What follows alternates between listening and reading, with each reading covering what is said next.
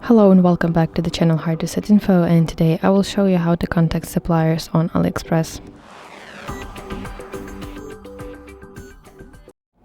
Open AliExpress and go to items description simply by tapping it, and in the left bottom corner of your screen you see message icon. You want to tap it, and this basically redirects you to chat with the seller, and here you can type your message, send it and wait for their response.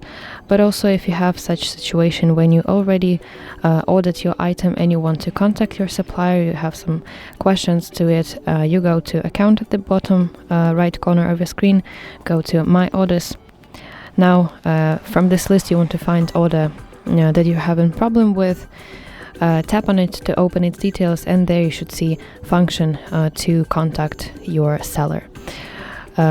So that's it. Thank you for watching, and if you find this video helpful, please like it and subscribe to our channel to see more content just like this.